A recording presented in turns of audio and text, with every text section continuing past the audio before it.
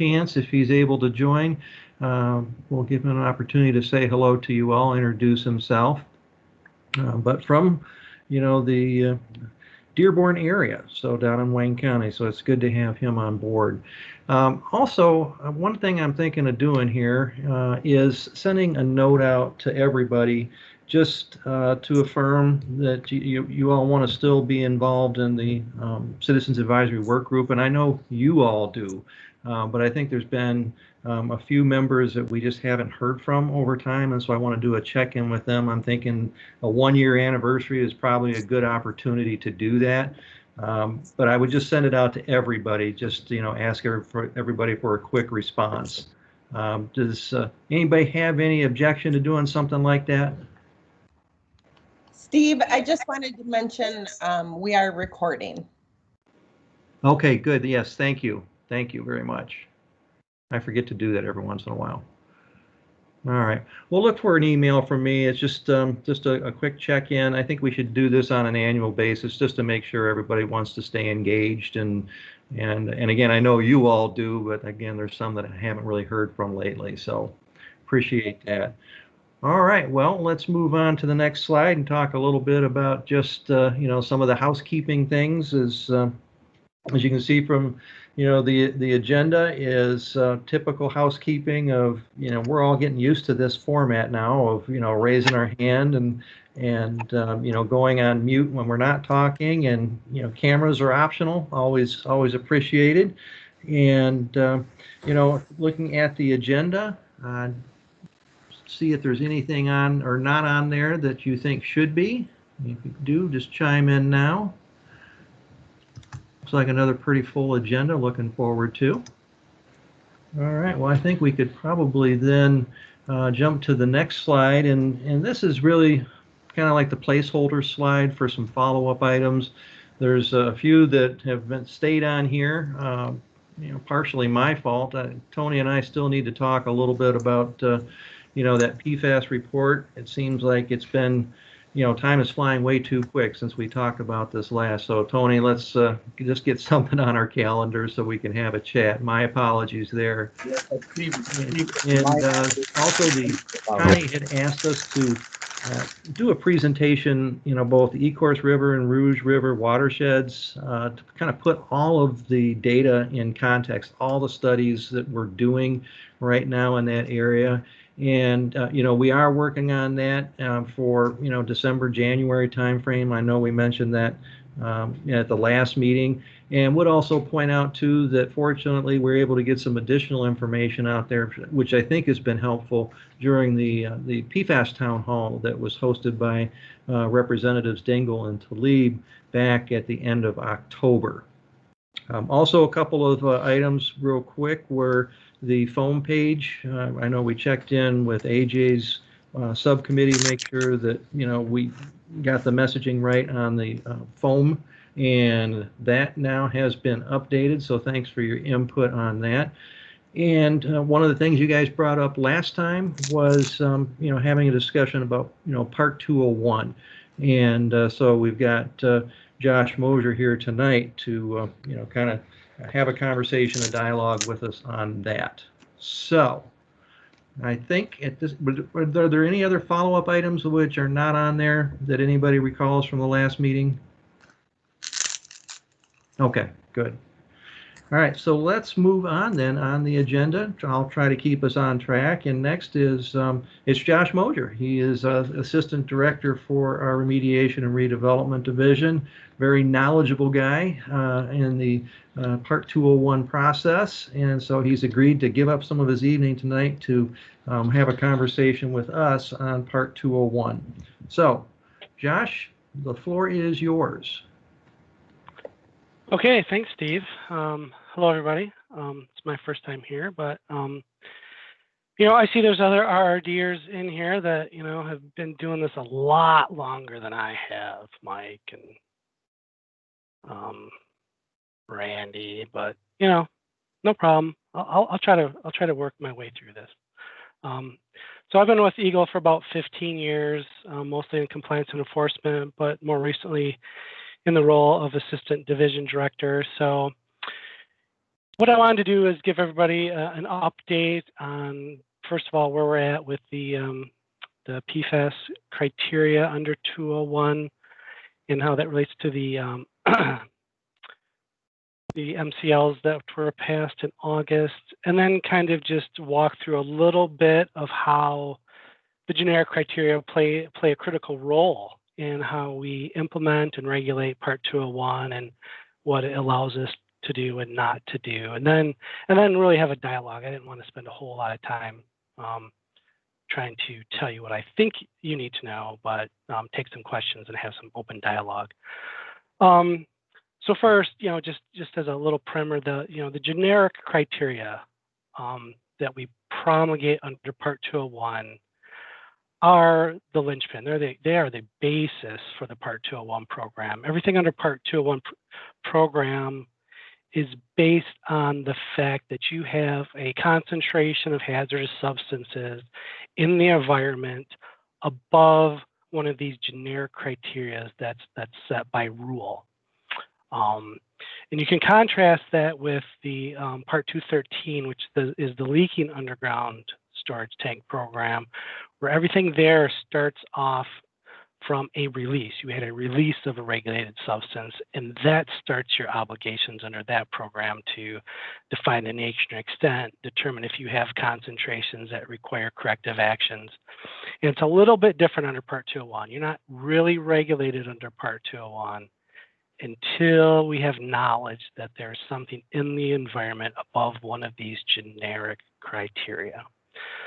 So that kind of sets us up for this next step. So based on the drinking water standards that were set with the MCLs in August, the cleanup program has to go through a process in order to consider those MCLs as cleanup criteria for groundwater used as a drinking water source. So the MCLs regulate the municipal systems, where a lot of folks get their drinking water, and Part 201 regulates the groundwater and the cleanup of groundwater, where people might be getting their drinking water source from.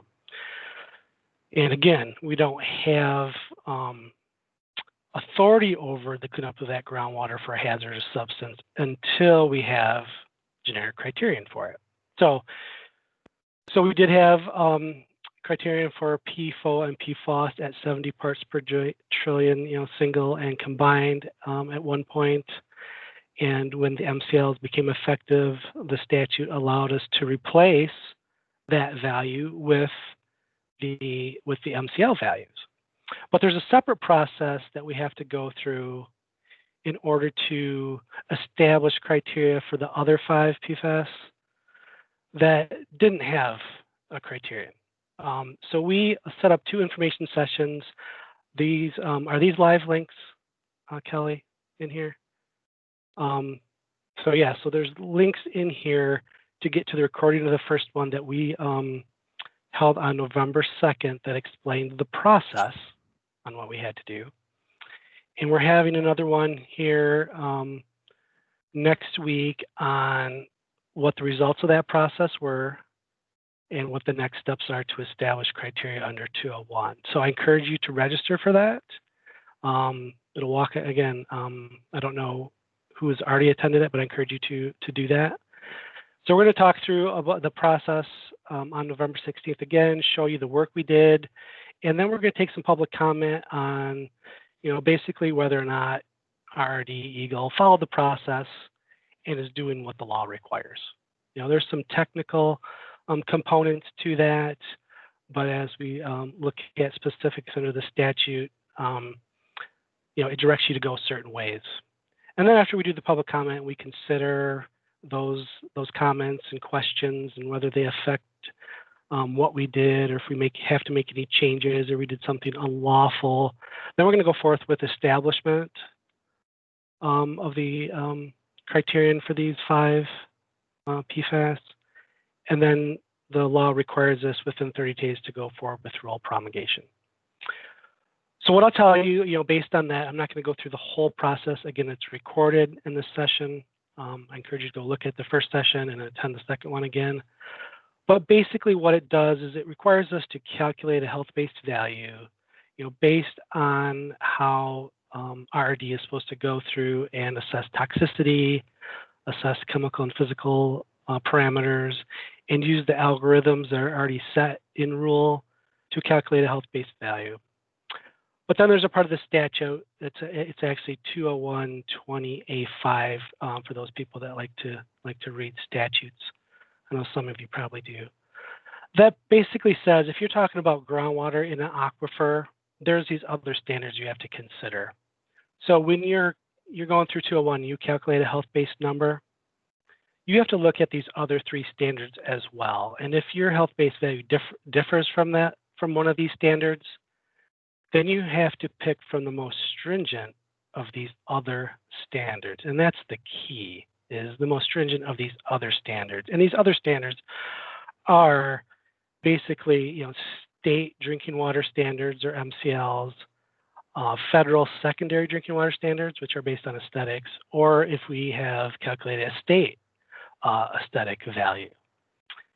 And it actually doesn't allow you to go back to what you calculated under Part 201. It actually basically throws it out the window. And that's what we're going to talk about more specifically on the 16th is it just says if the value that the department calculated is different than these other three, you have to choose from the most stringent of these other three. And so basically, to give you a little teaser of what's coming up is that whether our calculated value is higher, whether it's lower, or whether it's exactly the same, the only thing we have to compare it to is the MCL. So it basically will default to the MCLs. But by law and by regulation, we have to go through the process to do that and have those effectuated that way. So that's what we're going to show on the 16th is how we calculated it, what the next steps are. They're basically going to end up as the MCLs. People have already asked that question and we've already answered that, so it's not a secret. But then there's a whole process we have to do, make sure we did things correctly, and then we have to establish them and go through the rulemaking process. The law actually requires that once we establish a criterion for something that does not have a current criterion, then we have to, within 30 days, initiate the rulemaking process. And the numbers we establish are enforceable, legally enforceable, and effective the day we establish them until the process plays out. And either it's replaced by another rule or the legislature does it, its thing and maybe change a statute or authority that we have to do other things, but they're basically in effect and enforceable until that rule promulgation process plays out. So I'm going to stop right there really quick just to see if anybody had any questions or misunderstandings of how that process works. And then we can move on to just kind of how that affects the implementation under Part 201. I see Kelly's got a hand up. Okay. I just wanted to say those are live links. Okay. So they should have come across that way in the PDF that I sent out. Great.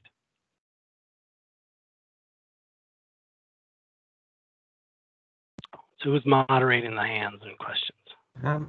I'm looking for hands, not seeing the hands. I think you have a question though in the. Oh, Arnie Lariche has his hand up. Arnie. Hi, can you hear me? Yep, barely though. Okay. Hi, Josh. This is Hi. Arnie Lariche in Oscoda. Do you have a schedule or rough idea of the schedule of the two processes? Because I think you mentioned there's two processes that you've mentioned and printed out in the invitation to, and you've described on the session, the second session, but there's also, you threw in the legislative. And I was wondering if you can talk about the legislative involvement in your process and especially what happened 2 years ago under the lame duck in that special committee. Yeah, so let me can I share my screen really quick? And Steve, is the screen showing? Because I'm not showing any slides. I could see the slides that Kelly had showing. Oh, I'm not seeing anything. I can't get, okay, go ahead. Okay, so I'm going to share my screen really quick, and can people see that? Should be a little flow chart here. I can Yeah. see it there. Yeah. So this is the process leading up to the rulemaking, and so when we talk about schedule, we're kind of right in the middle, calculating the generic criteria and comparing it to the state drinking water standards. And so on the 16th of November is when we're gonna present that information, and then we're gonna start a public comment period. And this is a voluntary thing that we're doing. This isn't required by statute. This is in addition to the public participation process set out by the rulemaking process. So we're going to do that for about 3 weeks, and then there's going to be a couple of weeks, where we finalize the development, consider the comments, and then publish those. So we're estimating that the earliest that we would actually publish generic criteria going through this public participation here would be probably mid-December, maybe between like the 15th and 18th, I believe our draft schedule is. And then we would have to initiate rulemaking by submitting the request for rulemaking to the Michigan Office of Administrative Hearings and Rules, I believe, by mid-January. So that is the schedule that we have control of. I will go to the other slide that shows, okay, once we do that, so you submit the request for rulemaking, and then you have a time frame for which you can submit the draft rules. These will not be very difficult rules. It's basically going to be a table and some footnotes. We're not actually changing any rule language or any of the algorithms or assumptions in there. It's basically inserting values into the tables that are promulgated. So I imagine it would be fairly quickly, probably within another 30 days. So we're looking, by February, having draft rules. There's a lot of paperwork that we have to do to submit the entire package. And then it goes through this process. There's a public hearing, there's public comment, there is the Environmental Rules Committee, and they have to do their thing before it gets passed on to the legislature and promulgation. So, that process, depending on how it goes, it can go quickly or it can take a long, long time. This should be rather simple, but I'm looking at A.G. Birkbeck's question here about pushback from industry expressed about the impact to cleanups under Part 201, and do we expect the same pushback? Yes, we do. We expect the same pushback, but I don't know how much that pushback affects this process, because we can't really project the costs. We're supposed to put together a regulatory impact statement, which we will have, which I'm sure people will have comments on, but it'll be in our rule package. But we'll try to answer the question as best we can. We can't project the cost.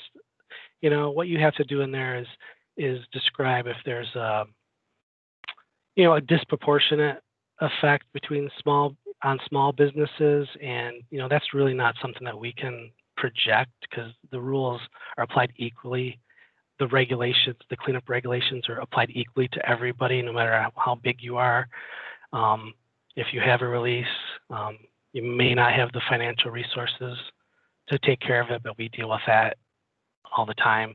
So it doesn't really affect anybody any differently as far as your obligations go.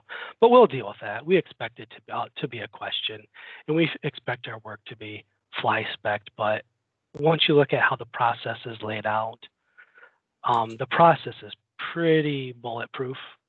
It's the statute is pretty clear on what the department has to do. We really don't have a choice. The question is, when and why did you decide to pull the trigger? And we decided to pull this trigger because it's important that we have protective, safe drinking water, no matter where you get, your source of drinking water from. It should be consistent. Sorry if that was long-winded, Ernie, but that's where we're at. I think I got AJ's question answered too. And so, yeah, industry's concerns will be public because they'll put them on the public record. How about Stop the sharing. defense? Do you expect them to comment? Who? Can you say that again? Department of Defense, Air Force? You know, I do not know. They didn't really comment too much when we imposed the 70. Their concern, which is a legitimate concern, is did you do it correctly? Is it a lawful standard? And is it consistently applied? So when they look at it as, appropriate and relevant, regulatory requirements, they're going to look at it from that aspect of, did you do it consistently? Did you do it with, in accordance with your laws? And is it a valid, enforceable regulation? And once we explain that, they really don't have any other questions. They don't fly back the actual number too much, in my experience.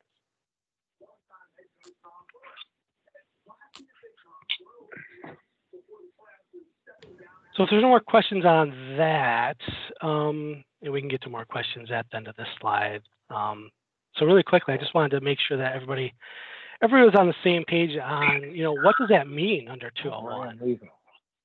So basically what that means and what industry and responsible parties are concerned about is that means that when we find PFAS, all of these substances in your groundwater at these levels, we're going to look for who's responsible.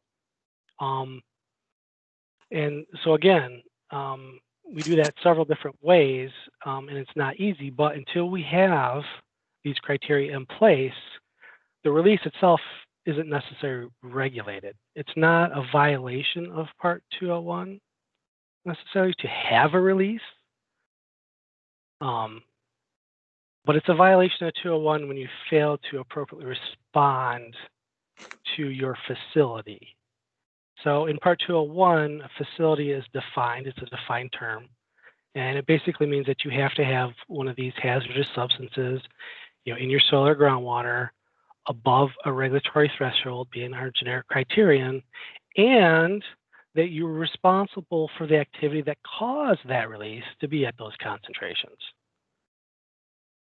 And the only people that have affirmative obligations, I'll call them, under Part 201 to really diligently pursue response activities, and it's kind of strange, even though Part 201 is retroactive, it doesn't matter when you released your hazardous substance. If it becomes regulated and it has a criterion, you are liable and responsible for the release. But there's certain sections of 201. So we have to look at legislative intent, and there's three key components of the legislative intent under Part 201. The first is, the legislature said that the responsibility, the cost of activities, to address releases or threat releases should be borne by those persons responsible. So that's the first one. And the liability for those should also be imposed on persons responsible. But then there's this other one. It says, to the extent possible, consistent with requirements under this part and the rules, response activities shall be undertaken by persons liable under that part. So what does that mean? How's that different than the first two? Okay, you caused it, you should pay for it. You caused it, you should do the response activities. But then there's this third one that says, to the extent possible, consistent with the requirements and the rules, they should be undertaken by you. So again, under Part 201, only persons that owned or operated these facilities that have the concentrations above generic criteria, that have knowledge that they have these concentrations there, are actually responsible for diligently pursuing response activities. The law allows the department to perform response activities to abate, a public health threat, and then go cost recover from the person's liable. And they'll always be liable. They may not be around by the time we figure out who's liable. So unless you had a more recent release, it's really there's two different ways in which we can find those responsible. There is release reporting under Part 201, but that's rare. So that means that somebody spilled something and they report it to us at the source, and we know where the source is, and then they have to diligently pursue response activities to define the nature and extent and assess any risks and pathways. Or there's the more traditional way in which we operate is we get a report somewhere from somebody, from the public, from a property transfer that identifies that there's contamination on a piece of property in the soil or groundwater. And we don't know where it's from. We have to look back at property records and history and sources and take the information we have, whether it's from a residential well sample or something, and we have to try to track it back to the source. And that's what happens more often than not. Again, in contrast to the 213 leaking underground storage program, where those people are obligated to, when I have a release at my source, at my tank, that's what the statute regulates. I have to report it. We know the source. Now, there's complications with that as well, as far as, well, who owned that tank at that time and which tank, and there's usually several tanks. But it's a lot more straightforward than finding PFAS in groundwater somewhere and then trying to figure out where is there a facility that used the stuff that would have had a release, and tracking it back and trying to find out if they're responsible for an activity that caused the release, and where is that entity today, and what did they do, and when did they do it. That's the more typical scenario that we're in, and that's where you'll find us, spending state funds when we have them to do that, because we have to convince a party basically that you're responsible for this, and and we usually have to come to the table with, here's the information we have that demonstrates that, before we can push them too hard, because the law does say that the department bears the burden of proof when it comes to liability. But that's what we do. We investigate, we identify these through whichever means they come to us. We go out and investigate, and we respond. We try to find the responsible parties. Sometimes we get voluntary cooperation. People will step up, but under 201, there's not a strict schedule of events that has to happen. It's based on this diligent pursuit, and how's that defined.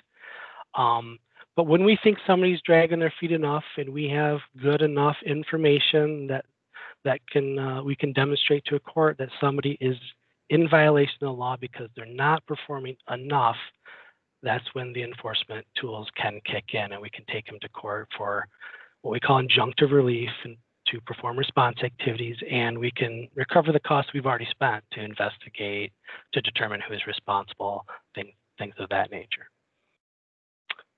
So that's the basics of Part 201. It's a little convoluted at times, but I agree with AJ here. Voluntary cleanup doesn't always work. When they set up the statute, it's technically a voluntary cleanup program until we ask you to do something. Again, there's not a lot of affirmative obligations in there until the department asks you to do something, so people do self-implement the program. But again, whether it's the most effective way to run a program, I'll let others be the judge of that. It is not a CERCLA analog. I can tell you that. I just had some conversations with the EPA, and Part 201 and CERCLA are very different these days. So I guess I'm going to leave it there. Like I said, I want to have more of a discussion than a talking, so I'll can take some questions and fill in the gaps. People want some more information.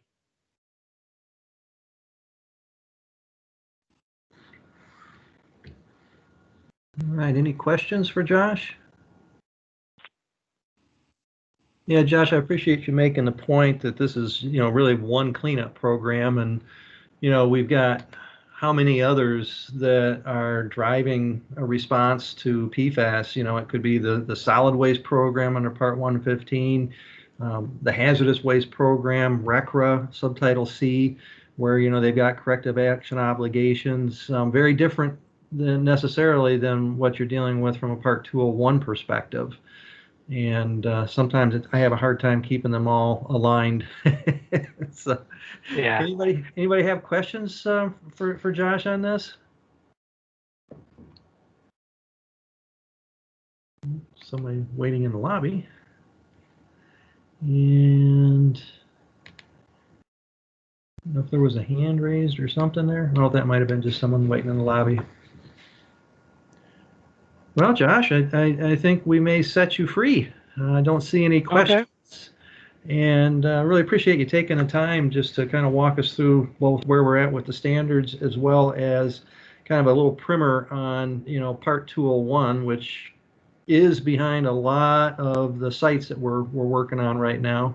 And so it's important to know. And again, remind folks, if you haven't signed up for the discussion on the 16th, is to go ahead and register for that to hear even more about where we are with the standards. Yep, and unfortunately, you'll have to listen to me again because I'll be doing that. But we'll also have some very smart toxicologists there as well, so we can look forward to that. All right. Well, I hope I provided some value to you guys today, and I welcome coming back anytime. Awesome. Thanks very much. Well, we may take you up on that offer to check in on where we're at with the rules process in a few months just to see where we are. Sounds good. Thank you. Great. Thanks. All right. Well, hey, folks, I think what we'll do is we'll keep moving on the agenda, but before we do that, I see Dave Norwood, you've joined, and I just had welcomed you earlier when we were kind of doing a quick check-in, and I just wanted to give you an opportunity to say hello to the group if you want to. I don't want to put you on the spot, but it's okay. You've got a couple minutes here if you'd like to say hello to the group. Yeah, welcome. Thank you for bringing me here to this. I'm very excited to be a part of this and see how I can help you out. This is very important to us in Dearborn, and also to my my personal side too. I work with the Rouge River, so very excited to be a part of this. Thank you. Thanks again for joining. Appreciate that. All right, folks, let's move on then to the subcommittee updates. And in no particular order, I see here we have engaging the public subcommittee, and so that would be Ken. And I saw Ken was bouncing in and out of the lobby. Are you in now, Ken? I'm back. All right. I don't know, for some reason I lost all audio and so I had to relog in. So I am here and would like to report that we've had several meetings over the phone and web meetings in the past month. We had a very good encounter with a meeting that was held with the Sacra landfill area group that we were invited to become listeners to. And I say we, AJ and I, because AJ and the web review subcommittee, I've joined that subcommittee and he's on my subcommittee. So we see a lot of complementary work that we can do together on that. And we have the same interests. But that meeting was very interesting for us because there were several municipalities involved and they were getting notification what had been found for the first time officially. And so we were able to give some input on how that could work better through those meetings. We didn't say anything at the meeting, but we observed. And there's going to be another one this Friday. So we're excited about being able to participate in that one and joining our efforts. And the other thing I just would like to say is if there's other people that would like to join our subcommittees, we could surely use some help. The input is very valuable, from the more the merrier. So that's where we are. Well, Ken, I appreciate that update, and for everybody's benefit, what we're trying to do is invite Ken and his subcommittee members, anybody who's really interested in listening in on some of these, sometimes, like Ken pointed out, first time introductions of a community, their local leadership, municipal officials to MPART. Right before we post a site on the web, after we've identified some contamination, we always want to make sure that the local officials are aware and that they're not surprised. And so that was one for the Sacra Avon Township landfill on Monday.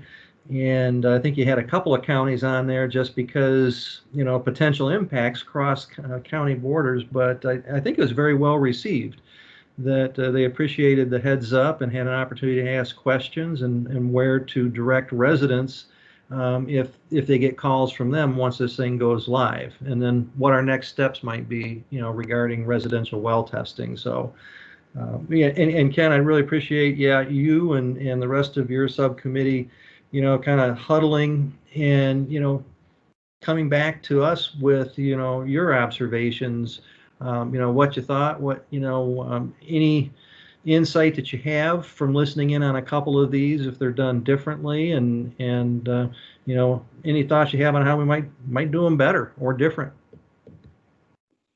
And we shared a lot of that at our subcommittee meeting this earlier today. So Yeah. you may have some homework yourself now.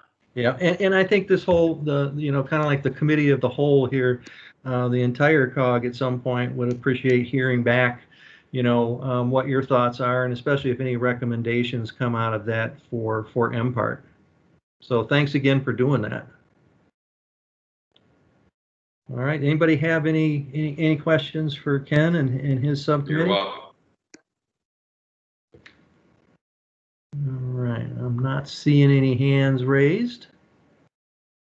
Okay, well then I think absent any questions for you, Ken, we can go on to AJ and the Web Review Subcommittee. Thank you, Steve.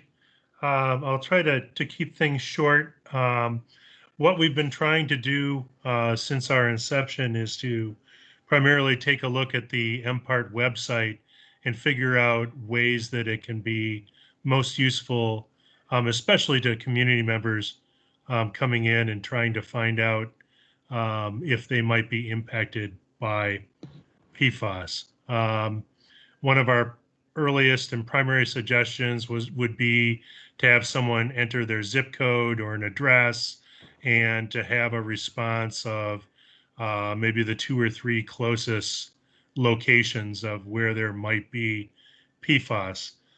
In speaking to the IT people at Eagle and DHHS, it appears as though the current platform doesn't lend itself to an approach like that, but we're working to see if there might be some end around to allow us to have a zip code based search criteria. As it stands now, you know, searching by county isn't always the best way to look. Once you come up with a list of potential locations, one of the things we've been talking about with you folks has been what information comes up. And right now it's either just a basic list of locations, or delving into the in-depth investigation plan for each site. And one of the things we've been talking about is something in between. When we come up with the site summaries, maybe add an indication whether drinking wells may have been impacted, whether there's been surface water impacts. What is the activity level of what's going on at a particular site? In other words, is it part of a Superfund action? Is there federal involvement?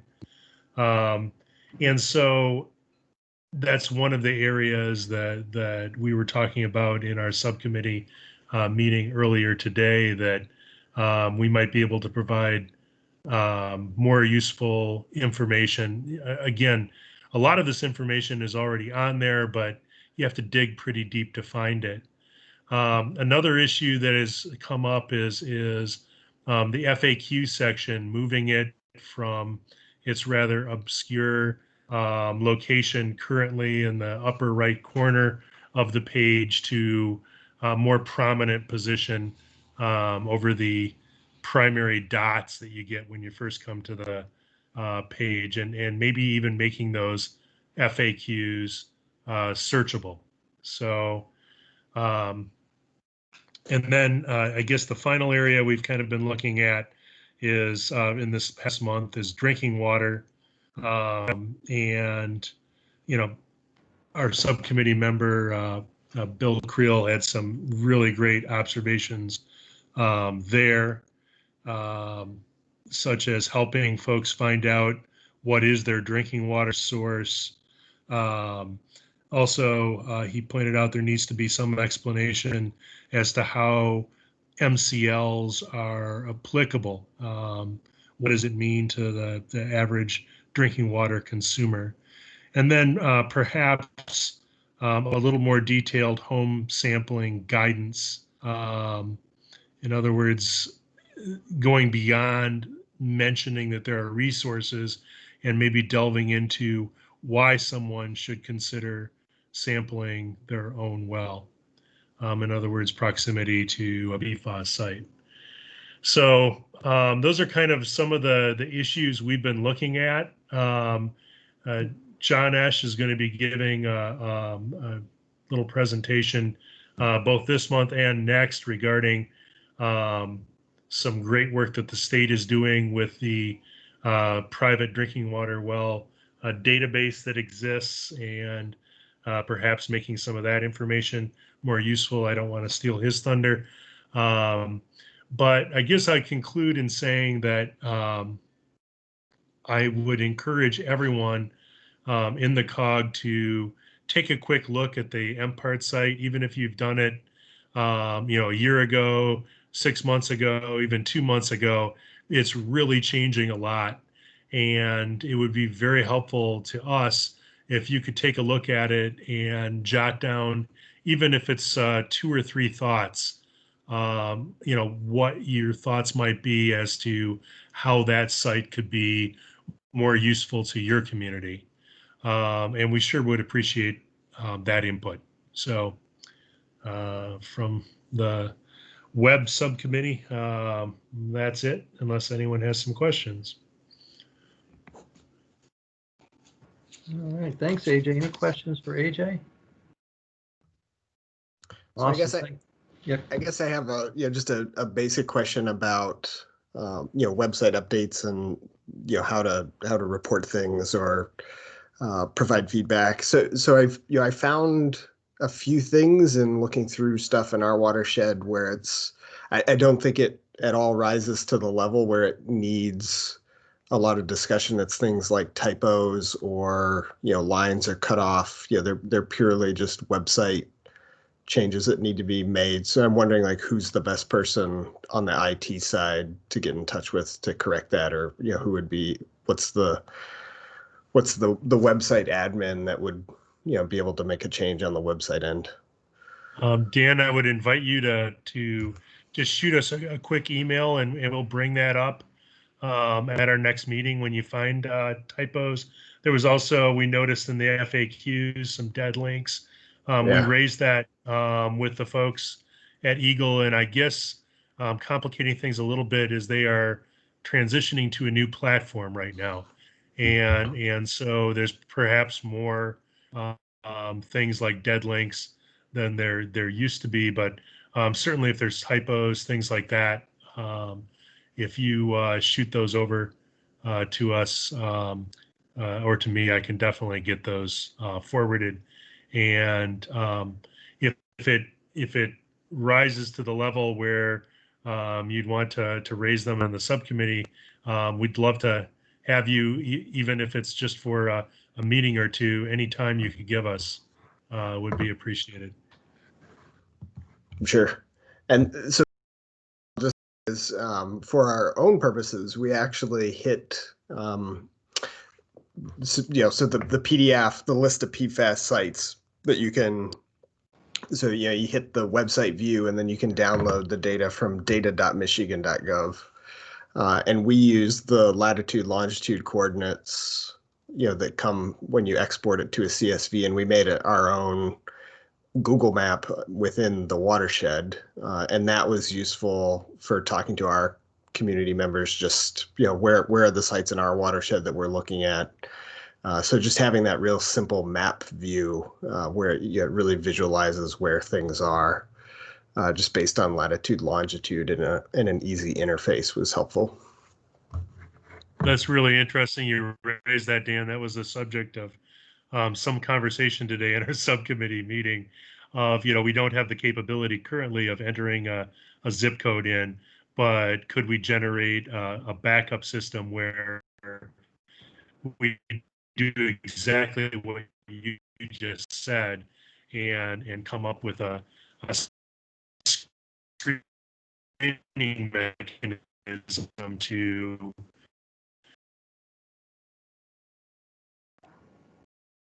Well, AJ, we're losing you.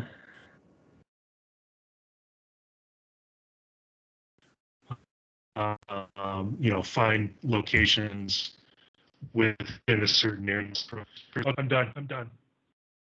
But no, you just cut out for a second, so we missed. It's what you were talking about doing is something that we were talking about doing, and using that as a tool. In other words, just plot the 149 sites. Yeah. So for example, on our map, we pulled the sites from that list, and I just in the interest of simplicity for myself, I cropped it to our watershed, and included a couple others that were right nearby that we had gotten questions about, and then I added in the other quote unquote sites that are not in that sites list, but that are affecting the watershed. So like the Tri-Bar site that's affecting Ann Arbor, things like that.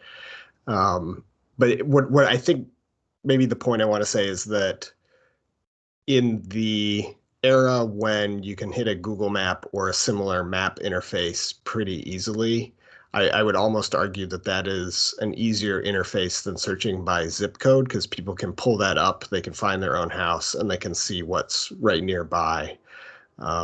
Whereas with a zip code, it's somehow parallel to looking up by county and then township, and so you're still going through kind of a sorted list, whereas with a map it's sort of one step and you can see everything. That would be our ideal.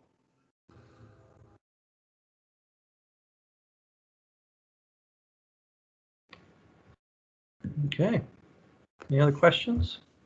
All right, thanks, AJ. Appreciate that. All right. Well, then let's move on the agenda. I think now we're coming into some MPART updates.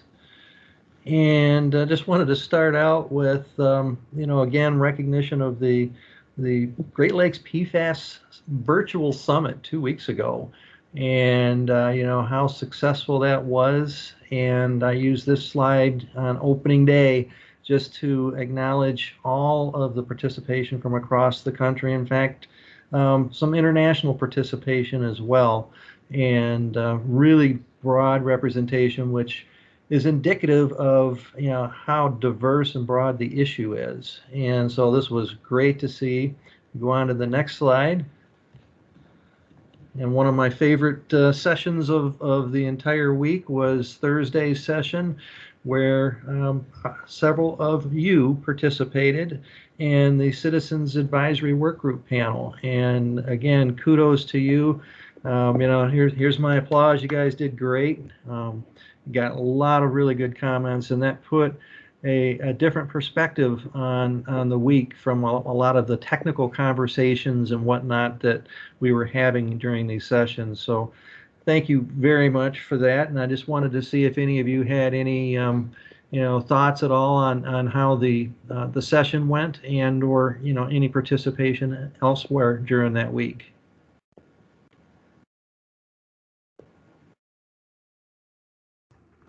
So right. I thought the whole conference was really well done. So I want to compliment everybody that worked on that, for pulling together a virtual conference. It worked as close to an in-person conference as you can do in a virtual format. And, I thought it was pretty slick. So, it was informative, and, the content of the sessions aside, it really was well done. And a lot of the sessions were very informative and great too. But Well, thank you. Thanks for pulling all that off. You bet. Like I said, kudos went to Nicole and her team, but you guys all did great. Like I got lots of compliments from folks on each one of you, and coming across very genuine and very well spoken, and got your points across well. So gave everybody some good takeaways there. All right. And just to note that the recordings of the sessions, including the one with the citizens panel, they're out there, but right now they're still only available to folks who had registered through the Whova app. And I don't know if all of you got an opportunity to register through that. But again, I think eventually they'll make those available to everyone, whether you registered or not. All right. So let's move on to the next slide. And just as part of the MPART updates, wanted just to acknowledge that we've added another site that was mentioned earlier, the Sacra facility, Avon Township, and so that is now site number 149. I think we've talked before about the East Bay Township area of interest. Some of you actually were on the town hall that we did a couple weeks ago, but this is the one up there by the airport and Coast Guard station in Traverse City, just off the bay there, where we've got very high concentrations of PFAS, up to almost 18,000 parts per trillion in one of the monitoring wells that were installed by Eagle, by the way, because the processes for investigations had not gotten underway at the airport or Coast Guard station yet. And so there's about, I think, potentially 28 homes and or wells that may be impacted in a neighborhood that fortunately has municipal water in the streets. And so some of you may have heard that we recognizing that there's some investigation work that needs to happen, but that it's going to take time, both that the Coast Guard is going to do, they're going to be following the CERCLA process. And of course, the airport just got $250,000 in grant dollars from the state to do investigation work that is probably going to be ongoing for quite some time. We've contacted both the airport and Coast Guard prior to the town hall and told them that we'd like them to step up and provide the municipal water hookups now and not delay until they get through all the way through their investigation work. It's we're fortunate this is a very confined area. It's not going to cost a lot of money, relatively speaking, since the water's already out in the street. And actually, both the Coast Guard and the airport were pretty receptive to the idea. Of course, they have to take this to their boards and higher ups. And I know residents up there are saying, let's just get it done now. And the township is also working on that. So that will eventually become one or more sites when we actually have on-site data from the airport or Coast Guard. Right now, we still don't have any on-site data. So stay tuned on that one as well. And we did, invite any of the residents up in that area, if they're interested in participating in the Citizens Advisory Work Group, to please register, and we can welcome them to the group. So you can see here on the map as well, it may not be as obvious, but we have basically changed the map. The maps that we were using to show the sites showed two different colored dots. It showed both the old style dots where there was exceedances of the 70 parts per trillion, and then I think it was orange for those ones that we added, roughly 40 some sites that were now regulated or sites, official sites, because they failed the lower criteria. So now we've gone to just keeping them all as one criteria based discussion. So any questions on that? All right, let's move on to the next slide, please. I wanted to just share this with you because, kind of stating the obvious, but the increase in the pace of adding sites, official sites, really kind of dramatic. And now, in part, you can see off to the right hand of this curve that, you know, we added, what, 39 sites overnight on August 3rd. And so that accounts for a big jump there. But, you know, we're going to see the pace quicken in all likelihood for a number of reasons. Number one, we're getting smarter in how we're looking. We've learned from the investigations we've done so far. And we just gave $4 million in grant money to 20 airports. And it's likely they may find some contamination there. But, you know, those lower criteria, that 8 and 16, and ultimately 5 more PFAS groundwater cleanup criteria, we're going to have more sites fail those, just by the numbers. And the implementation of the MCLs. So, you know, we did the statewide survey of municipal water for 1,700 systems, and 2,700 are going to be subject to the MCLs. And so as they go out and do testing, it's possible, in fact, that they may identify contamination that we then are going to have to identify the source of. And so we could be picking up more sites just because of that. And there's more self-initiated testing, either by industry, just doing their baseline environmental assessments, trying to do their due diligence and property transfers, for example. And, you know, we have more residents, as AJ has mentioned, and we'll talk about it in a minute, they're interested, you know, if they're not even part of an MPART investigation area, they're going to go out and do some of their own testing. We had this happen in Pellston, and that's how we identified the contamination up there. And so we expect that to just quicken as well. So I just wanted to share this with you. Again, kind of stating the obvious, but I just wanted to put it down on paper to see really what it looks like. And it is pretty stark. Any questions on that? Thoughts? Okay. Another thing, too, though, that we've asked our groundwater work group and MPART to look at is, you know, the current criteria for whether a site is a site is one monitoring well failing the criteria. And when it was 70 parts per trillion, maybe it was a little easier. I don't know. In fact, a lot of the sites that we found exceeded it by quite a bit. But now we've got lower criteria, like 8 parts per trillion for PFOA, for example. And is it one monitoring well going to be the trigger going forward? And I'll give you an example of where we might have a monitoring well result of like 8.8 parts per trillion PFOA, and it's one of 17 monitoring wells in a network on site that we know a lot about groundwater flow direction, and we can't repeat that result at that one monitoring well and all the other ones are clean, so to speak. Does that automatically become a site which takes a lot of MPART resources and local resources, or is there some clear guidance that we want to develop, you know, within MPART so that we don't unnecessarily raise a flag at a location and start moving resources in where they're not going to be needed? And so again, that's where our groundwater work group within MPART is going to be real important. And we want to share that back with you all because you all are familiar with the current process and we want your input on that going forward. So does that make sense? Anybody have any questions or comments on that at this point? And again, we'll come back to you and let you know where we're headed with this. All right.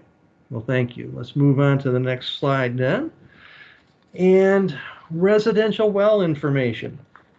So AJ's talked about this. We've had conversations. We want to get information out to all Michigan residents, whether they are or are not part of an official MPART investigation. If they've got their own well, we want to make sure that they're making informed decisions about risk and what potentially to do about it, including whether or not they want to get a test and what that result might mean and how they can reduce their exposures with, you know, whole house filters like this, for example. And so we want to put one spot out on the web. I think that's what AJ is talking about. Maybe not replicate good information that's out there from, like, you know, the waterwell.org and other associations, but get it all there so people can find it readily and be informed. And part of this as well is understanding what the potential risk is in their community. Now in December, hopefully we're going to have something that we can, demo on, on a countywide basis on doing some of the things that AJ talked about. But what we've asked John Esch, he is our GIS guru for MPART, and he's the expert we always turn to take a few minutes here, share his screen, and show you some of his initial work on doing something like that to, again, let people know what's in their area. So, John, are you with us now, and you want to go ahead and share your screen? Sure. All right, thanks, John. It's all yours. Yeah. You guys see my screen? Yep. Okay. Good here. So I'm gonna start at the end. Okay, just kind of a scenario. So there's a lot of data here. There's receptors on water wells, type 1, type 2 residential wells. We also number of publicly available potential sources, and also the regional groundwater flow map. And I've had a lot of conversations with Steve and others and AJ about you can't make a mom and pop or private citizen a hydrogeologist or somebody who's very familiar with Michigan geology. But maybe there's some tools that can give them some ideas. I'm still a little concerned that some of these things can't be cookbooked, and some of these things could be oversimplified where you steer people in the wrong direction. But let me just show you maybe a scenario. So this is a internal web app. This doesn't show all of our potential sources, but most of these hopefully are publicly available potential sources. So we're seeing the legend type 1 wells, type 2 wells, PFAS sites. We're seeing well protection areas. And in a minute, I'll zoom out. I just want to show you the end. We've got 201 sites, which is these brown squares. We have old landfills. We got BEAs, and also a regional water table map I created a couple years ago for Parchment. And so here's a scenario where somebody types in an address and zooms into an area, and maybe I want to see a 1 mile buffer around my address. So here's the 1 mile buffer around this address. And there's this really nice screening tool. What it'll do is we can set it up where either receptors or potential sources, it'll actually create a nice simplified report. So for instance, this report shows there's one type 2 well. There's a 2 well protection areas. As you guys can see, we got 2 201 sites. We got 6 BEAs. And the end product, it takes a while to create this report, but the end product is this. It's kind of a simple, cheesy report showing the data, the location, but also the layers that are turned on, but also a summary. How many 201 sites, how many BEAs, how many well protection areas, how many airports, how many landfills, how many type 1 or 2 or 3 wells. It's just a nice summary of data. And I think we could give the public some instruction on how to gather this data. For instance, here are the 201 sites and information. We could have hyperlinks back to the environmental mapper website. So this is something that could be created pretty quickly. Here's the fire stations in the area. We can simplify the attribution. This is thrown together pretty quickly. So let me start from scratch. Again, this is an internal web app. And talking to Steve, we decided to choose Kalamazoo County. One, because there's unfortunately many very industrial area around Kalamazoo, but also we have quite a few PFAS sites in there. Also, another advantage of Kalamazoo County, and this is, I'm not sure if Steve made you guys aware of it, but there's a huge initiative to clean up the water well data in WellLogic. So let me show you some of these layers. There's the type 1, the type 2. These are all the residential wells in Kalamazoo County. And as of today, this is probably the best data set in the state because the Michigan Geological Survey is going through and verifying the locations of these water wells. Anybody working with Michigan geology, hydrogeology, realize one of the struggles with WellLogic is sometimes the wells are mislocated. For at least Kalamazoo County, each one of these has been verified.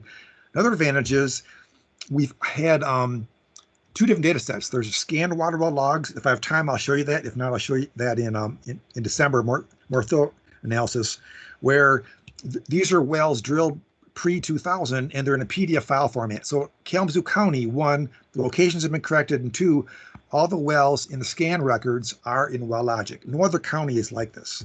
So I'll stop on that. So this regional water table map. So I did hydrogeology in Michigan. I did my own investigations for 16 years. I actually done several of my own hydrogeos in Kalamazoo County. And one of the first things, if you're looking for contamination or if you have impact, you want to determine groundwater flow direction. So this is not a trivial exercise. It's actually fairly involved, but generally groundwater flows from uplands to lowlands in a broad arm waving sense. But the devil's in the details. So you can see the reds are groundwater highs. The blues are groundwater lows. You can see clearly the Kalamazoo River is a regional sink, regional discharge. That doesn't mean locally there isn't some gaining, losing streams, but in a broad sense, the Kalamazoo River is the regional sink. And so let me show you some other layers really briefly. We have the well protection areas.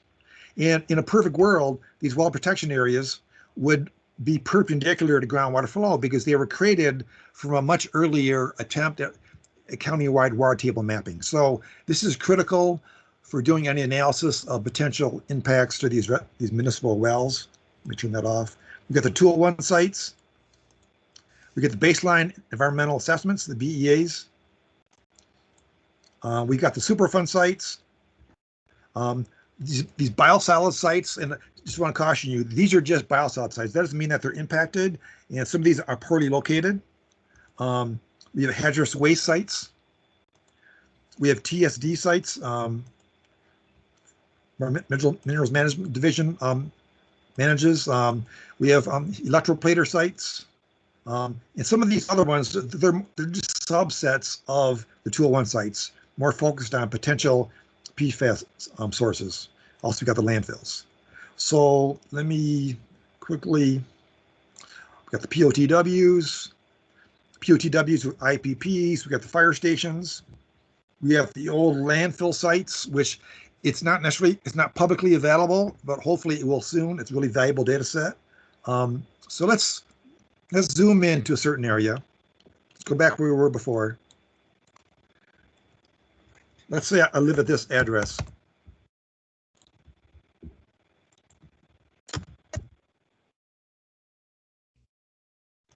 So where we're before.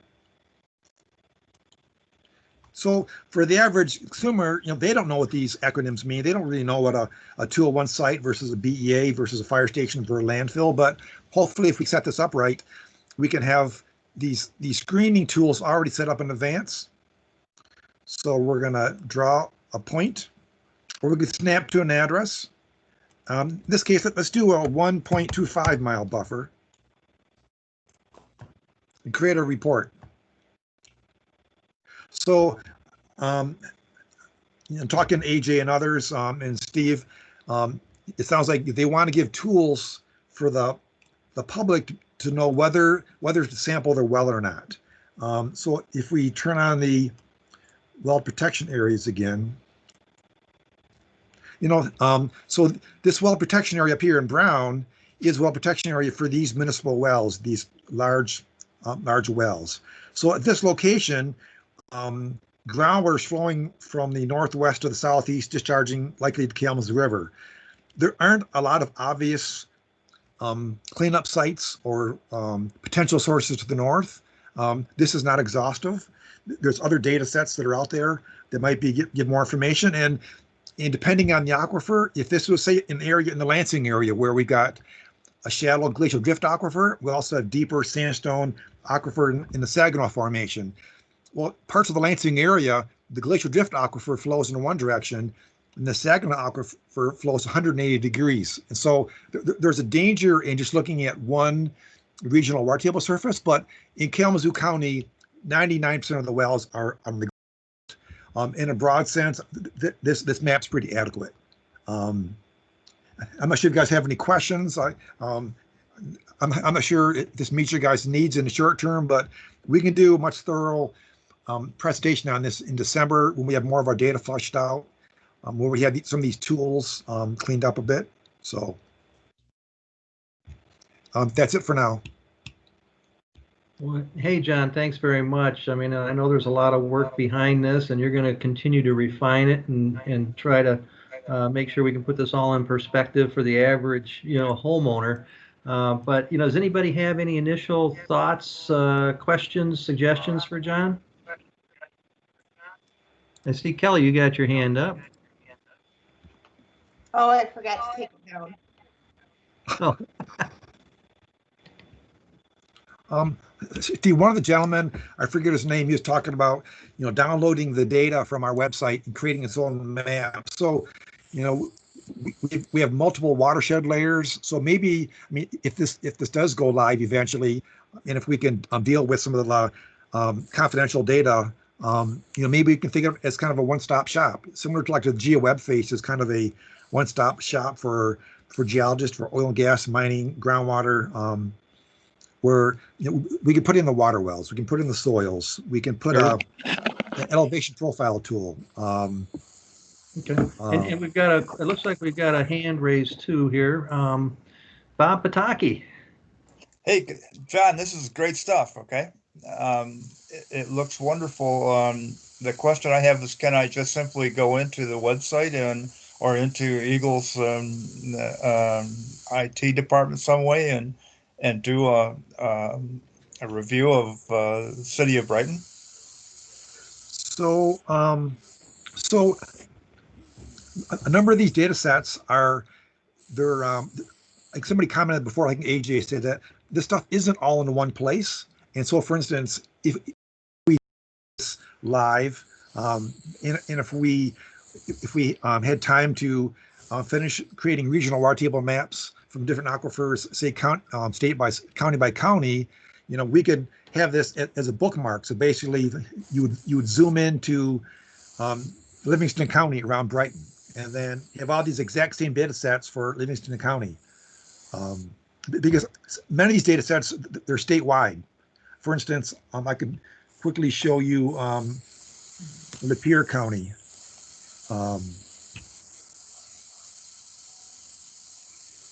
This is fairly coarse when we have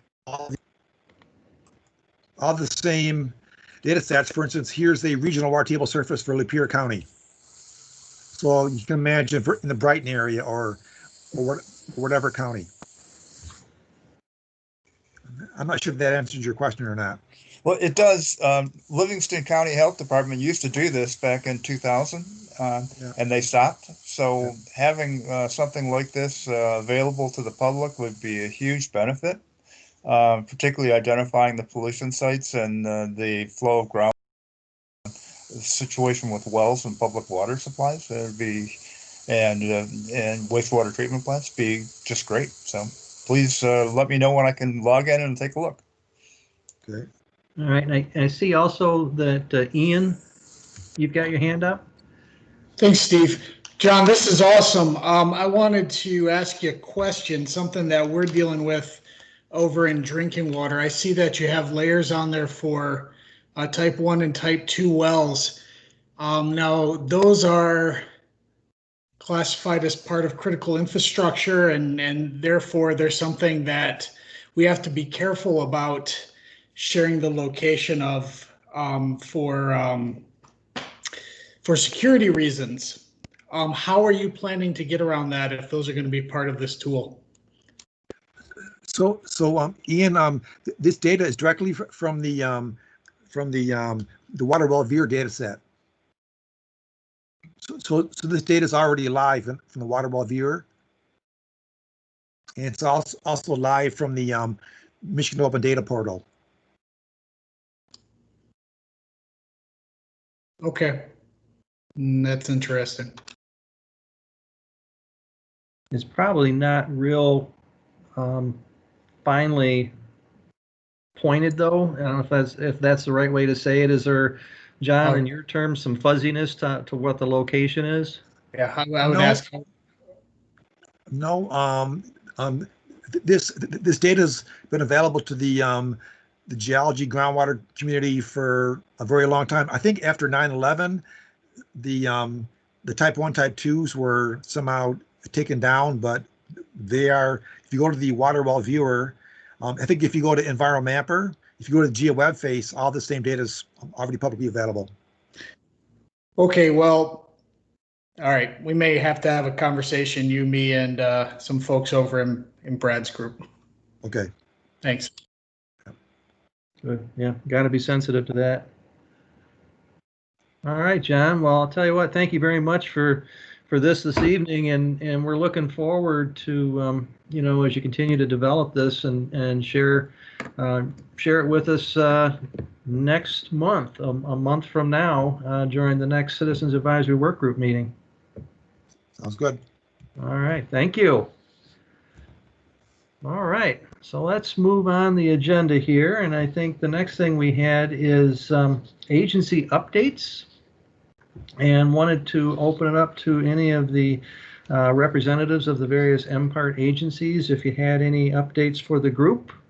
And so just go ahead and raise your hand or start chiming in, because I know there's several of you on here, and I appreciate you joining tonight.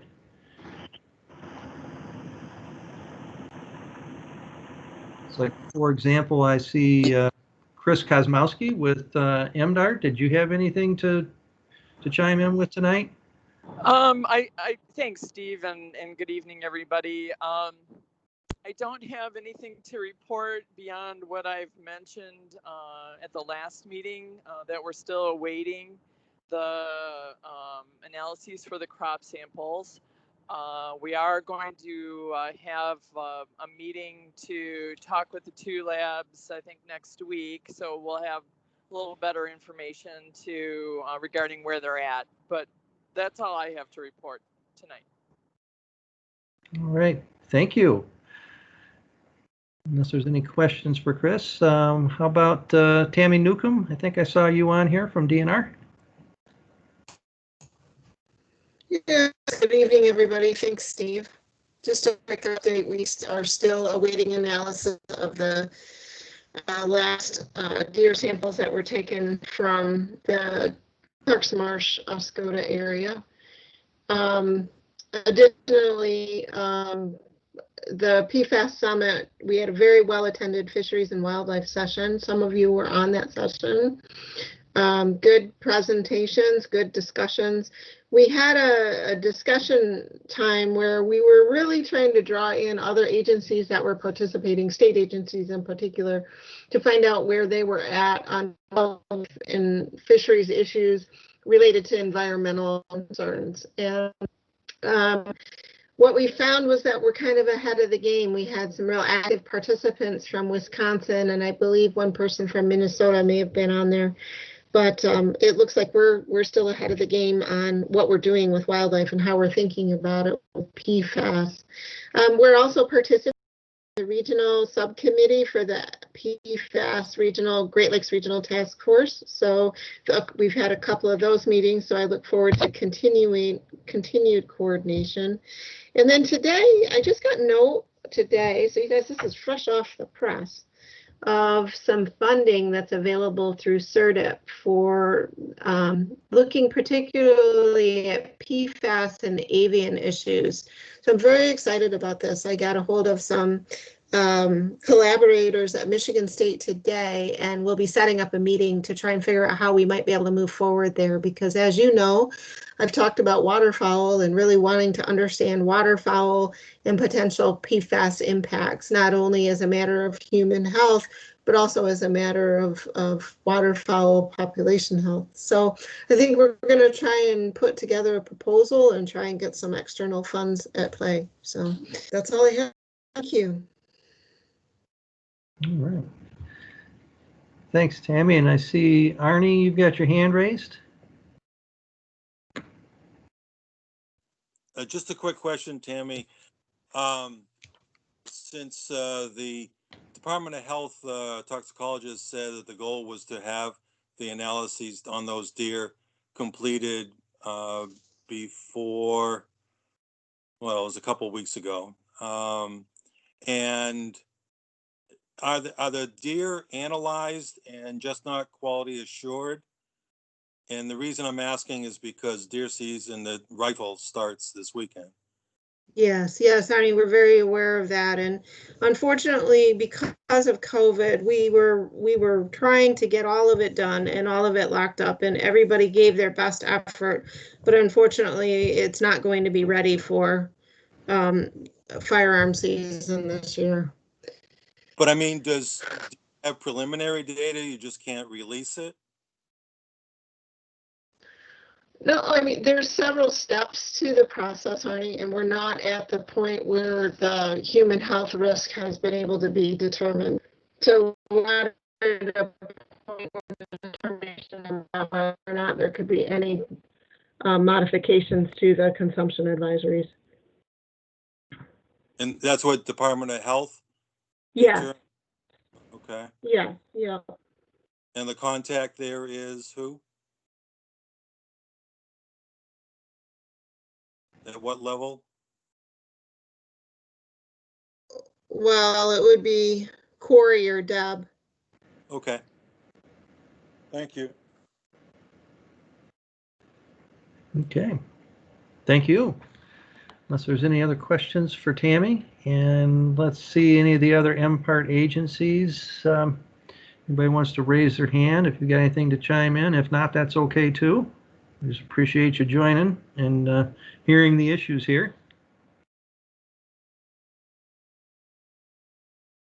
All right, I'm not seeing anyone else volunteer, so let's keep moving here. And really just kind of talking next steps, just point out we've got another meeting a month from now, but then nothing else is scheduled. And so unless there's any objections, I think what we'll do is we'll throw some more of these on the calendar into 2021, you know, kind of same time, same place. And here are the future topics. A lot of these came from the conversation we had last time on things that you all said that you'd like to hear more from. And I tried to arrange these by our work group. And, you know, Tammy right here, she heads up our, you know, wildlife work group. And, you know, perhaps having her come in at some point, you know, whether it's depending on whether she's got more data or just to kind of give you guys a briefing. I think, you know, Tammy volunteered to do that at the last meeting, and so we can get that on the calendar. But there was a question about developments with other PFAS. We can get that in. The groundwater work group, I think, needs to come and talk with you a little bit about the, you know, when do we define a site as a site, as well as, you know, kind of this environmental transport and fate of PFAS. Treatment technologies work group can come in and talk a little bit more about some of the emerging technologies. You heard some of that a couple of weeks ago during the conference. And the pollution prevention work group, there's a few things they can come in and talk with you about. I know the question came up on food packaging, PFAS and food packaging, but they're also working on a kind of a position paper or whatever you want to call it on at some point in time, you know, what is the policy call prohibiting the use of PFAS containing AFFF and, you know, and all of the issues around that, you know, whenever there's a suitable replacement, et cetera, and kind of the current state of affairs here in Michigan. So, you know, if any of you have any other future topics, please don't hesitate to just let us know either now and or throughout, you know, the time between meetings. If you think there's something that comes up, let's get it on the agenda. All right. How about reminders? Couple of reminders here. We already talked about next Monday, the criteria session, and then and on the 18th, right? EPA's Safe and Sustainable Water Resources Research Program webinar. And this is an issue that comes up on, you know, what are the effects on my property values, and which someone like me, I really don't have a good answer for you. And, you know, I think there's, you know, some help possibly here on the 18th as well.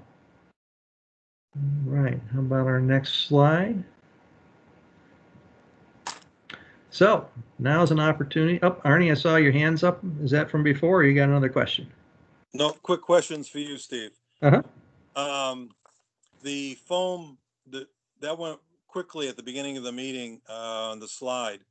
Is that foam data that was put up on the site today or yesterday, is that just a compilation of all the foam that Eagle has sampled and just the compilation of data, or is that the foam study that Mike Jury has had a contractor working on?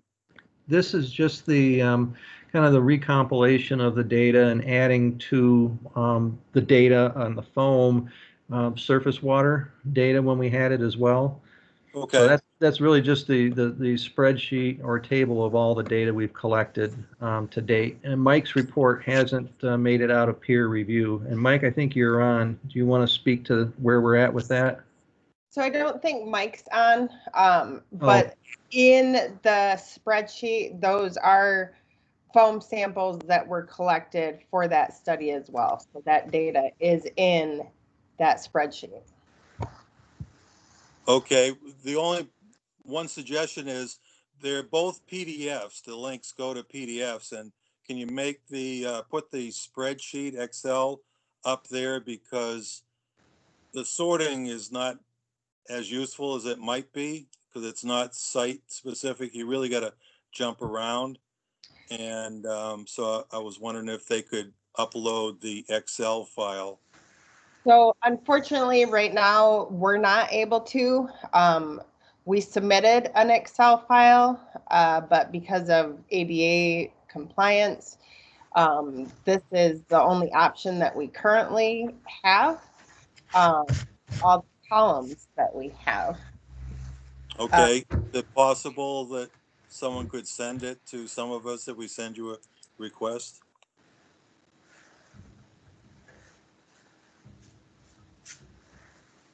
Yeah, I trying to think of why we couldn't, we just can't post it that way, right, Kelly? Right. Yeah. No, I understand.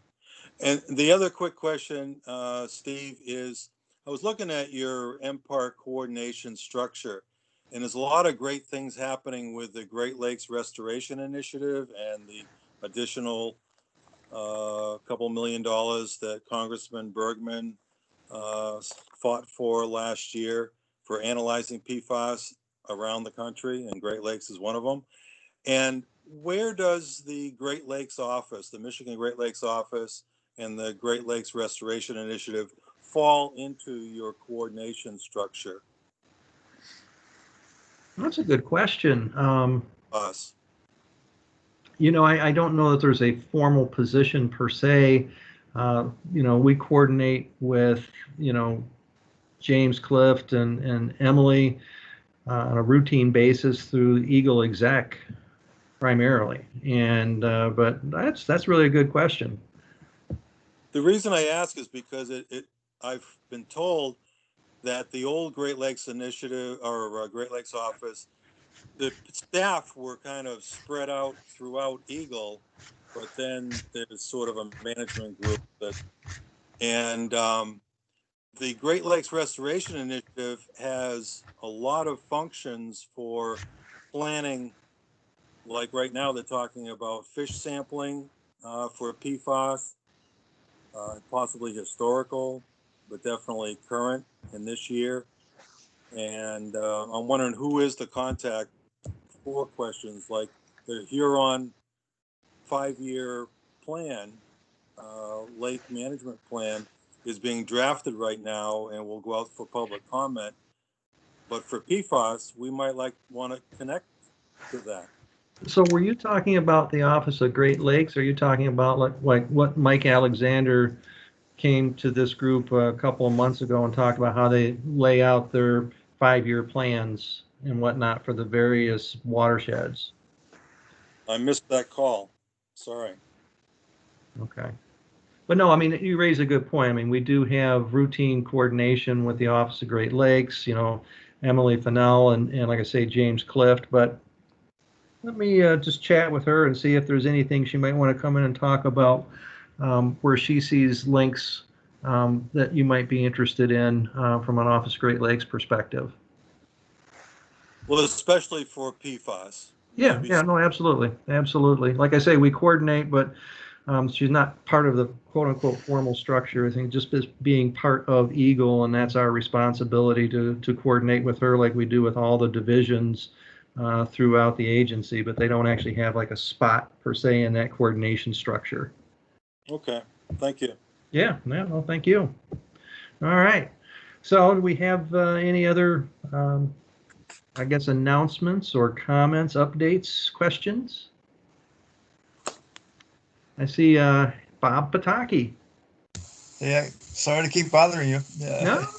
Hey, you hit an interesting note early on, Steve. I just wanted to remind you that in 2019, I first talked to you at Alyssa Slotkin's presentation out in Hamburg.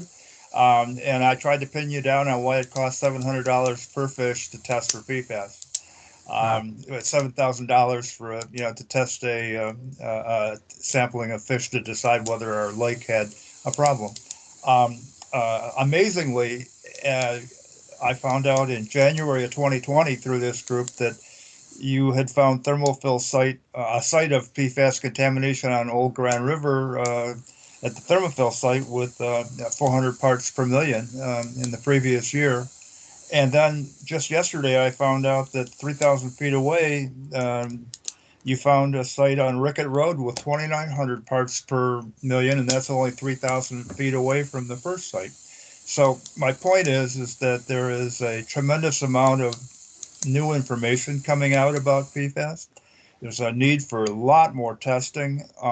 And when you talk about whether finding one well at 8.8 is a contamination issue you ought to ignore, or whether you ought to do more testing and inspection, because there's probably, if you found, anyway, you get my point. I think we're at the early stages of finding this chemical and finding ways to deal with it. And if anything, we ought to err on the side of testing more. So, and thank you for what you do. A lot of interesting stuff over the past year. Thank you. Oh yeah, no, thank you very much as well, Bob. All right. Any other questions, comments, announcements, updates for the group? Yeah, so I'll just say, in the Huron watershed, there's been increased interest in a lot of different fronts for various reasons. We were hearing a lot of renewed interest down around the Willow Run site. A lot of interest in the two Livingston County, Brighton area sites that Bob just discussed. And Congresswoman Alyssa Slotkin's team, actually within really just a few hours of her re-election announcement, they reached out to us looking for more information about PFAS updates in her district. So we provided them the information that you've all shared more recently. So that's application of the information that you're pulling together, affecting federal information sharing. So that's nice. There's a lot of concern that we've been hearing around how long the do not eat fish advisory will last, and we've been telling them what we can, and giving them the update on the numbers. But there's growing economic concern around how that'll affect fisheries and different businesses in the area. I think that's it for us. Yeah, thanks. And I don't know if anyone from DHHS wants to just quickly chime in. I know that they're looking for more data, but I think, Dan, you've got what they have right now, and I think they're interested in where that data is trending as well. Okay, anybody else? I don't see any hands raised.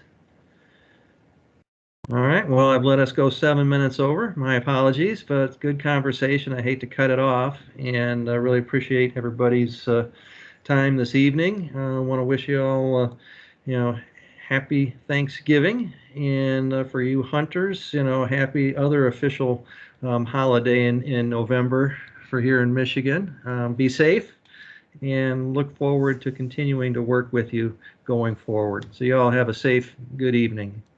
Thanks, Steve. You Take bet. care, everyone. Thanks, Steve. All right.